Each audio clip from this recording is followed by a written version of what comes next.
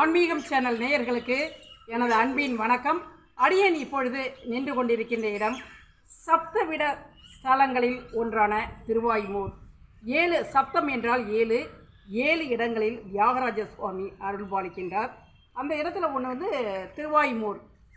எட்டுக்குடியிலிருந்து ஒரு 1 கிலோமீட்டர் தூரத்தில் உள்ளது. சுவாமியினுடைய பெயர் திருவாய்மூர் நாதர்.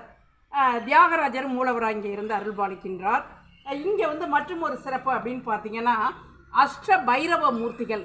பைரவரை வணங்கினாலே நம்மை உயர்த்துவார், நம்மிடமுள்ள கடினங்களை போக்குவார். சனீஸ்வர பகவானினுடைய குருவான பைரவர் அஷ்ட பைரவராக இங்கே இருந்து அருள்பாலிக்கின்றார்.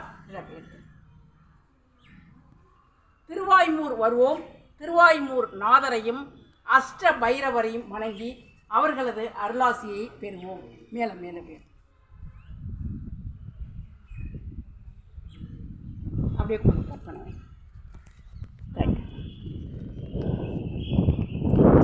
அருள்மிகு குரு பைரவர், அருள்மிகு தண்ட பைரவர், அருள்மிகு குரோத பைரவர், அருள்மிகு கால பைரவர், அருள்மிகு உன்மத்த பைரவர், அருள்மிகு பிஷான பைரவர்.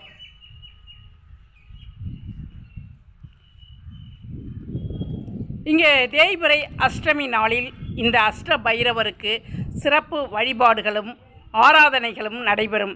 இந்த அஷ்ட பைரவரை வணங்கி நாம் அவரது அருளாசி பெற வேண்டும். பைரவர் வழிபாடு என்பது ஒவ்வொரு மனுஷாளுக்கும் இன்றியமையாத ஒன்றாகும்.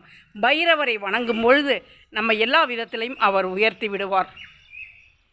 நன்றி. இதை பார்க்குறவங்க ஒரு லைக்கு, ஷேரு, சப்ஸ்கிரைப் கொடுக்கணும்.